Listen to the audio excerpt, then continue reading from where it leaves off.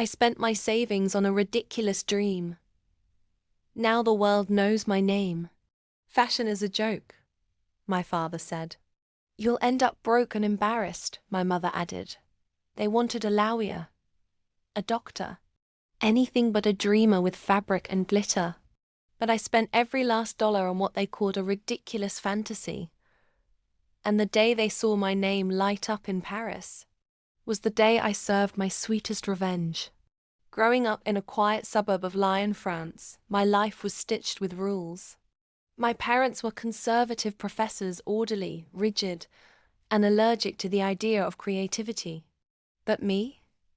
I lived for color, texture, the way a single cut of silk could change a person's confidence. From age 10, I was sketching gowns behind textbooks, draping curtains over mannequins, and watching fashion shows like they were religious sermons. But every time I showed my designs to my parents, it was the same. Ridiculous, unrealistic, a waste of time. Still, I saved. Every part-time job, every side gig, every birthday check tucked away.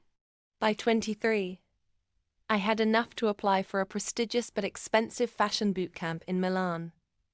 It was intense 6 weeks of non-stop design, critique, and creation. I got in. When I told my parents, they didn't congratulate me. They laughed. You blew your savings on a sewing vacation. My father scoffed.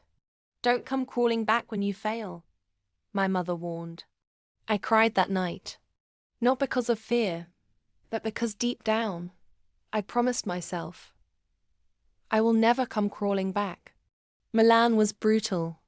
I slept 4 hours a night, ate instant noodles, and worked like a machine. But during the final showcase, my collection, Shadows and Spark, got a standing ovation. One of the judges, a former Dior creative director, pulled me aside and whispered, "You don't belong in the shadows anymore." 2 weeks later, I was invited to Paris Fashion Week's Emerging Talent segment. I sold 2 gowns before the show even started. Vogue posted my runway clip with the caption, "Fresh, fearless, and unforgettable."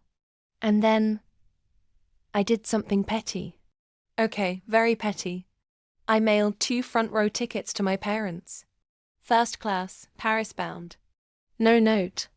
They showed up, stiff and skeptical.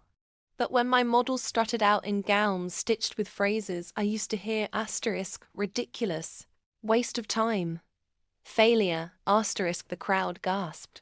The final model wore a flowing black dress with gold embroidery on the back that read, "Watch me become everything you said I couldn't."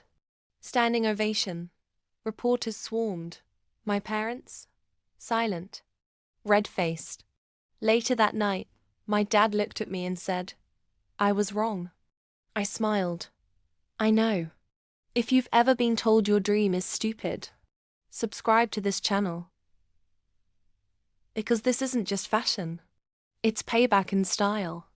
New episodes drop daily filled with drama, design, and delicious revenge. Subscribe now and remember, the best glow-up is the one they said would never happen.